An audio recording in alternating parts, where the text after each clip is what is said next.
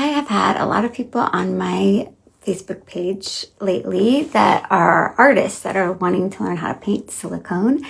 And I've been getting a lot of questions about it. So I thought I would make a video for you guys, just letting you know how I got started and how you could get started. When I started to paint, I didn't even think about doing silicone. I started out painting vinyl, and I just wanted to learn how to do it. I thought it would be fun. I love babies. I love dolls. So I took some free classes that were just on YouTube, and then I learned how to paint, and I practiced. I kind of like when I do something, I go all in. So I really painted a lot until I felt like I was getting, a little bit confident about it. And I started selling them. And then I started looking at silicone dolls, and I was nervous to start those because they're really expensive. Like the blank silicone dolls are usually over $1,000. So you don't want to mess up on those. So I wanted to, be sure that I could do that without wasting a lot of money. So I started with there's a company called Bountiful Baby, which is cool because it's not counterfeit. They do make their partial silicones in a factory. So they're not as nice as the ones that you buy from sculptors, but they're really cute, and they're way less than the other ones you could buy. So they're good to start with. And I still like to paint them, actually. They're kind of, I like them. They're cute. So I started on that, and that's kind of like not as big as an investment. And I took some classes, and I would definitely recommend taking classes because that's the best way to learn for people that already know what they're doing. And the first class I took was from Carolyn Dowdy, and it was great. She has a whole online video section called Silicone Magic, and I think the silicone painting part is free, and then as you get more advanced, you can pay for the other classes that come after.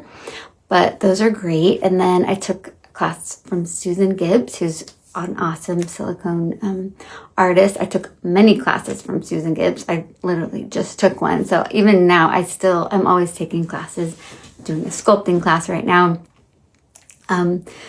So yeah, I think you never really stop learning. I always am trying to get better with every one that I make. And it's fun. And also when you take classes, you meet other people that are painting. So you make friends, and it's cool. So, those were all online classes, and I was able to take one in-person class, which was at a doll show, and it was a Yofi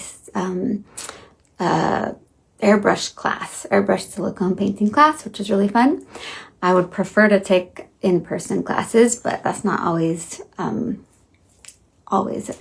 you're not always able to do that. It's usually at the doll shows that you can take those. So I would definitely recommend going to a doll show and taking an in-person class if you can. If you can't, then the online classes are great, and I definitely recommend those. It was Carolyn Dowdy, Susan Gibbs, and then one of the best classes I've ever taken was for rooting, and I did that when I was doing the vinyl dolls, and that was from Lizbeth Devlin, and she's from the Reborn Artist Studio. She has a great class on rooting, so I would highly suggest that because it's if you're painting the most beautiful baby and then you don't know how to do the hair, then it kind of ruins it. So it's good to be good at that as well.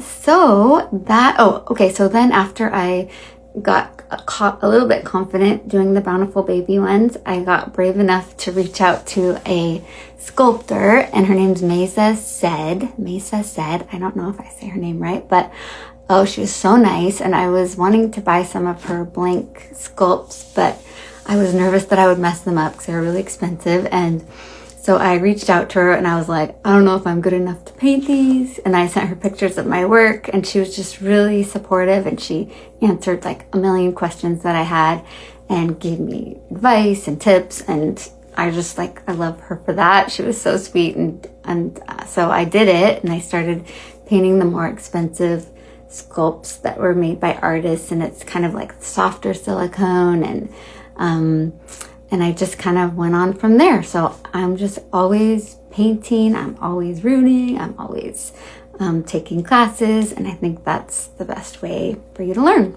And also, I didn't really have any natural artistic talent, I don't think. I've always been crafty, so I love to make things with my hands, and I've always done that, but I've never been able to draw or paint, and I would never call myself artistic really.